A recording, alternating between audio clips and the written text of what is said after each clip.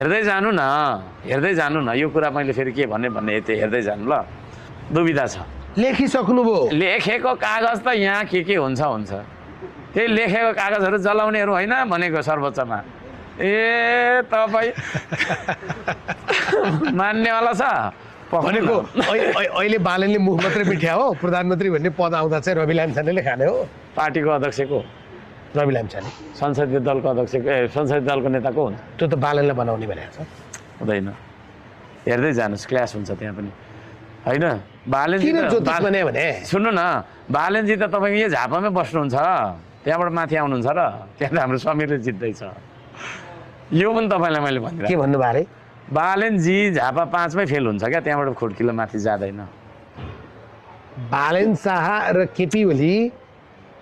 दुवै चुनाव जित्दै छैनन् जित्दैन चुनाव जित्दैछन् समीर तामाङले जित्छ समीर तामाङ ग्राउन्ड बाटो चिन्हबाट ग्राउन्डमा जानु न ग्राउन्डमा जानु न पनि 5 ग्राउन्डमा जानु कि ग्राउन्डमा गएर बजारमा मात्रै नसोध्नु गाउँमा जानु देश बनाउने देश बदल्ने शक्ति गाउँमा हुन्छ है सहर बजारमा त राजनीति केही बोल्ने मान्छेलाई मात्रै सोधेर गरिएको सर्वेक्षणले त नतिजा दिने होइन नि त हो त्यही त तपाईँलाई पनि म भन्दैछु त त्यही भन्दैछु त्यहाँ गएर सर्वेक्षण गर्नुहोस् ठाउँमा जानुहोस् होइन नमुना सर्वेक्षण गर्नु र मैले के भन्दैछु भने अब घन्टीलाई हाल्यो त्यो हुन्छ होइन सूर्यलाई हाल्यो केपी ओली प्रधानमन्त्री हुन्छ होइन रुखलाई हाल्यो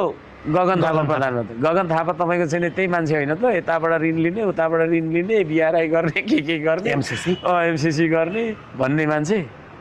अहिले त फेरि यो जनजातिको विरुद्धमा पनि उहाँले दरो दबाईको दिनुभएको आइरहेछ होइन त्यसरी तपाईँको जुन जातिवादी स्पिच गर्ने मान्छेले उसलाई प्रधानमन्त्री बनाउने हो त भन्दाखेरि होइन है निष्खोट निष्कलङ्क देशभक्त है दूरदर्शी यो देशलाई असाध्यै माया गर्ने है